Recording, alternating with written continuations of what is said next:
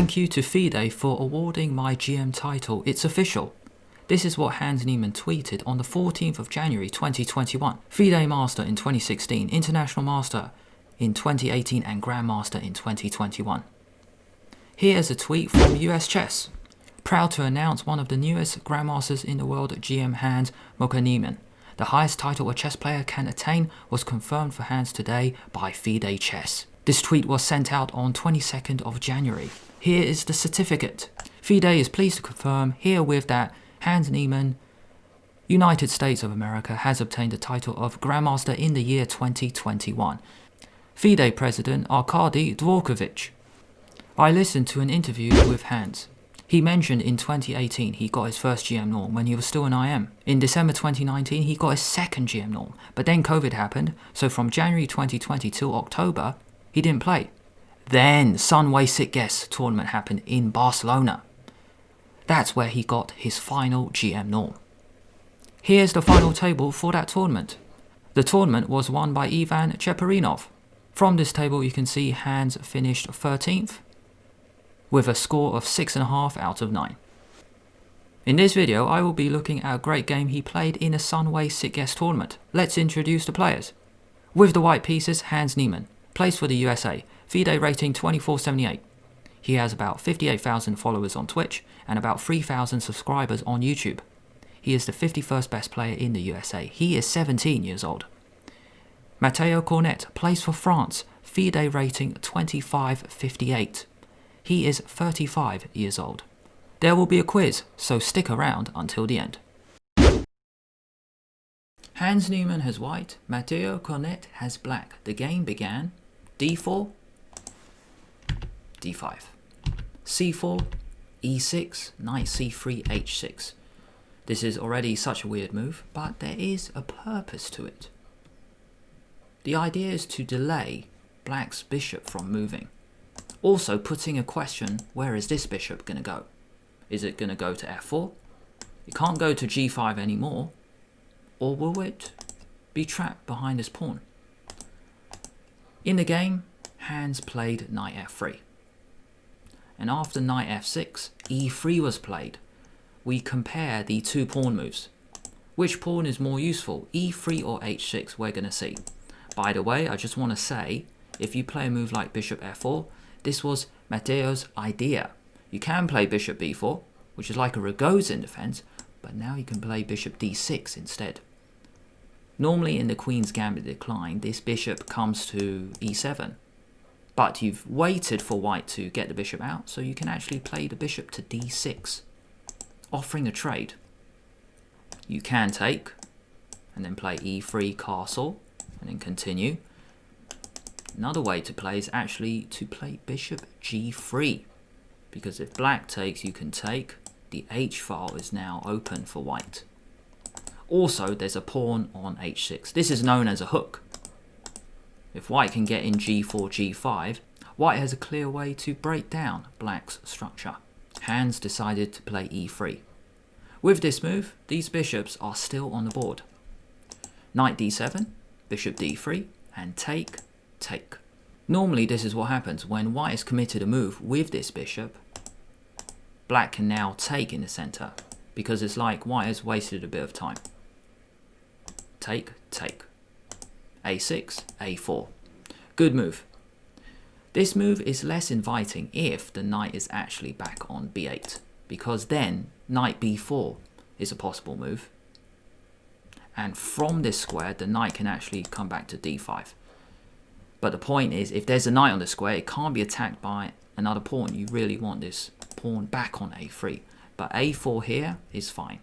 c5, castle. Queen c7 and queen e2. This is a great move. It looks normal, you're just getting the queen out. But this move has three functions. The queen defends the bishop on c4. You're preparing to push with e4. Also, the rook can go to d1. Queen e2, bishop d6. And it's quite interesting because there's actually some symmetry in the pawn captures in the center. White now played d takes c5. Do you remember a few moves ago, black played d takes c4. Here. Now it is white's turn to get his time back. There's a symmetry of exchanges in the center. A huge decision, because after d takes e5, taking back with the bishop, the pawn structure is symmetrical. When the pawn layout is very similar, the chances of winning has decreased. But let's see what happens. e4, this is the point. White has a bit more space. The idea of e4 is to control this square so the knight can't go here, but also it can go forward to gain even more space. e4, knight g4, h3, kicking the knight away. By the way, stick around until the end, there will be a quiz. In that quiz, I will discuss a bonus variation. A line in the Sicilian where there's a very nice trap, knight d4, and it wins instantly for black. So stick around until the end for the quiz.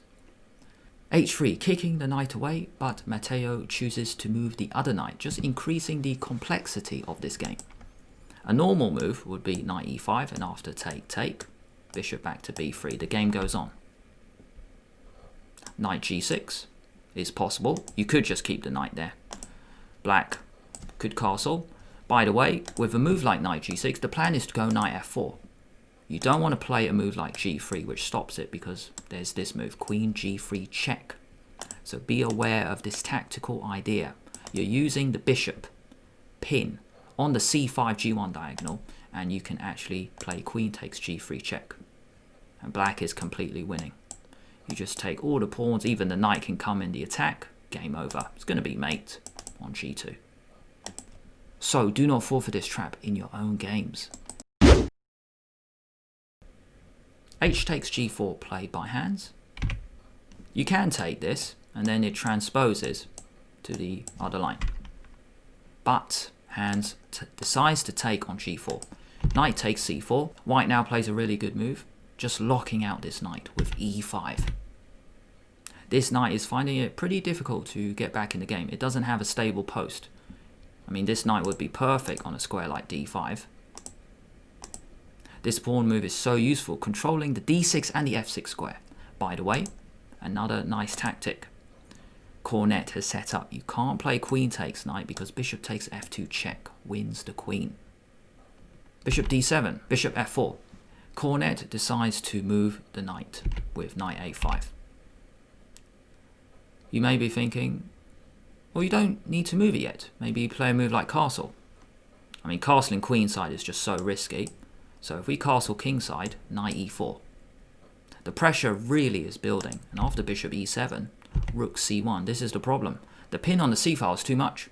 That's why Cornette moved the knight away. If you defend the knight b3, the knight will drop. Bishop f4, knight to the side. I've highlighted the squares in blue to show the knight's journey. It went from b8 to d7 to e5, taking the bishop on c4 and back to a5. The journey from the knight is a bit too much. A lot of time has been taken just to move one piece. If you want to see an example of a game where moving a piece is so useful, then check out this game by Timur Radjabov. This game is Aronian versus Radjabov in the AirThings Masters Final. So I'll include a link to that in the description and in the top right corner. Knight e4. There are three pieces controlling the d6 square. Pawn, knight, bishop. Knight e4, bishop retreats, rook c1. Hands now plays with the initiative. Every move from now on is just attack, attack, and black is the one who's just reacting to white's threats. Very instructive display here. Rook c1 attacks the queen. Queen moves to b6, another attacking move. Bishop e3. Queen doesn't want to go home back to d8, its starting square, so queen b4. Attack again. Bishop d2 played, attacking the queen. At the same time, defending the knight. Cornette goes back, bishop e3, queen b4. You tend to get this at the top level. This is to show who is in control of the game. I repeat once to show I'm in control, and then I will deviate to show I'm the one who's pressing. You're also telling your opponent, I'm the one who's playing for a win. Psychologically, this can be a big advantage for you. So if you have a chance to repeat in your own games, just for one move, do it. And then deviate. Keep playing. Hans has to deviate. He has a great position, and he plays a great move here, sacrificing a pawn with knight d6 check, a positional pawn sacrifice. This is an excellent move. This pawn sack is all about controlling key squares. Bishop takes, take, and Cornette decided to take the pawn on g4. Let's have a look at a couple of other options. The first option must be queen takes d6. I feel this is a central pawn. I feel it is more important. Why didn't Cornette take this pawn? One option is for hands to keep up the initiative. You just keep attacking black's pieces. Or for the cost of a pawn, this is definitely worth it. But there is a brilliant move I want to discuss, which is rook c3. I love these moves in chess. One move that has a double function, or even a triple function. Rook c3. Defends the b3 squares to stop the black knight coming in. Allows the rook to slide over to d1. Bishop c5 is also a threat. That's why you can't castle. Bishop c5, you're in trouble. You're just going to chuck the exchange. You're going to lose your rook. Rook c3. If knight retreats because the knight is doing nothing, rook d1, queen c7, bishop c5. All for the cost of a pawn? Absolutely. What a deal. What a bargain. The bishop is controlling the dark squares around the king. This bishop exists. It's a terrific piece. This bishop is a tragedy. If rook c8, you want to trade rooks because your rook, because black's rook is worse. Rook d1, again, initiative, you attack. Queen moves out the way. You can see all the blue squares I've highlighted are the dark squares. White is going to control them with the bishop, with the pieces. And a cool move here might be, let's say, queen c2 or queen d2, and you just keep playing from here. The pressure will be too much. Back to the game. Queen takes g4 played.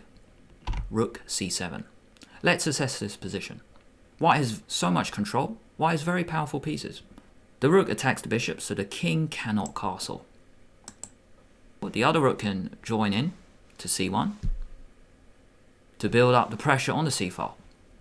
The bishop and the knight can join in as well, all for the cost of a pawn. What a deal. Knight c6, rook c1, and knight e5. This is why I brought the knight back, to offer a trade. You can't play knight takes because you lose your queen. Another idea was, after knight e5, bishop c6 is possible, putting pressure on this diagonal. I want to show you a brilliant variation. What if Cornette changed his mind and played rook b8? If Hans planned this tactic, then congratulations. You absolutely deserve this GM norm, this GM title, because there's a brilliant tactic coming up. If black actually defends this pawn, can you find it? A brilliant way to crash through. Pause the video now or let the timer run. Can you see it? It's to do with the poor placement of the king and the queen. The stunning move is rook takes bishop. If king takes, knight e5 check doesn't work because knight takes e5, the knight defends the queen. Hence, you remove the defender, rook takes knight. What a stunning sequence, a double rook sacrifice. It's not really a double rook sack because you can't take the rook on c6 because you lose the queen to knight e5 check. If you don't take the rook, then black is losing. White has two pieces, a bishop and a knight for the rook. The king is a lot weaker. Back to the game after knight e5. Bishop e6 is such a good move because not only does it control more dark squares, it controls c7 and d8. It forces a decision on this knight because the queen is now attacking it. This is a fantastic example of an advantage transformed. A transformation of an advantage. Knight takes f3 check, the queen's come off. But the suffering continues. Queen takes. Take, take. The truth is black cannot make a good move. The rook on c7 is so powerful, attacking the pawn here and the bishop here. Black cannot castle. The bishop still drops. Black played rook b8. Defending the pawn, but Hans just attacked it with bishop a7 and then takes the pawn. If you play a move like bishop c6, rook e7 check, or even d7. Nope, let me have a think. He's ready to castle, so I think we have to stop that with rook e7 check, destabilizing the king. White is much better here, but I was just trying to find a nice way to proceed, and I think it's really nice if you can get the rook to c7. So why not throw in a pawn sack with b4?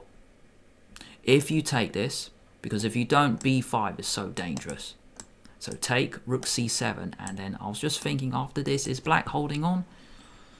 Well, he can't be. I mean, you've got two rooks, a passed pawn and a bishop on a dark square. This is over. And the reason it's over is you can bring the bishop back. And this is a threat. A nice variation of b6. I think you can just play d7. Absolutely gorgeous move. You attack the bishop, but it doesn't matter. You attack his bishop first. The reason this works is because there's a really nice mate with the double rooks on the 7th rank. You take with queen, and then we have the mate on the 7th. So I'm glad I calculated this out. Rook f7, rook g7, and we're good. Beautiful finish. Rook b8, back to the game. Bishop a7, rook moves, and then rook takes b7. Finally black castles, but it's just too late. b3, great move. Defend the pawn, rook c7 is next. e5, let the bishop out. Bishop b6. Black is about to be down in exchange, but that's not true because you attack my rook, so I can attack your rook, so then bishops may drop. Rook b8. Good defensive move. You don't want to play this yet, because then bishops come off. We have a rook ending. White's better, but there's something much better. You keep the pressure with rook c7. Move the bishop. Push. Rook a8. Not allowing a trade. If bishop takes b3, this is just a nice way to queen. Let's trade the rooks, and then rook c8 check, game over. That's why Matthieu went in the corner with rook a8. Bishop back to c5. Matthieu swings the rook over, and just a clean finish, just forcing the promotion. Put the bishop on the square, e7. In this position, Matthieu resigned. Bishop e7, game over. You're forcing promotion. If we played a few more moves, let's say black traded rooks, that's it. You're going to get a queen, game over. So the best option is to play this, but you're a bishop down. That's it. Time for a quiz. Black here just played queen c7. What did white play now? And can you tell me the 3 reasons in which this move is a good move? Pause the video now or let the timer run. The move is queen e2. It's got 3 reasons. The queen defends the bishop, you can push for e4, and the rook can go to d1. This was one bonus variation I promised to show you. With an eye on c6, h3 is actually a really bad move, so let's go to a Sicilian and I want to show you this trap. e4, c5, d4, this is the Smith-Morra gambit. Take c3, so white gives up a pawn, but for fast development. Knight out, queen, castle, knight f6, queen e2, just like before. What hands did? Queen defends bishop. The rook can go to d1 later. Black now played knight g4. Same move as in the game. And h3 actually loses because of this wonderful tactic, knight d4. Winning on the spot. You can't play knight takes knight because queen h2 is checkmate. I searched the Chess24 database. 48 people have lost due to this trap, knight d4. The best move is for white to get 2 pieces for the queen. So you take, and then knight takes e2 check, take back with the bishop. Black is winning. What if black plays rook b8 now, changing his mind? He wants to defend a pawn. Can you remember? A brilliant way for white to break through. If Hans saw this, then congrats. This is a beautiful tactic. Pause the video now or let it run. The brilliant move is rook takes d7. Rook takes bishop, king takes. Time to remove the defender to this square. Rook takes c6, absolutely gorgeous double rook sack. Can't take because knight e5 check will win the queen. Thank you so much for watching all the way until the end. If you enjoyed this video, why not give it a like and subscribe to the channel at the same time. Make sure you hit that bell then YouTube will let you know when I release a new video. Thanks a lot, and I'll see you later.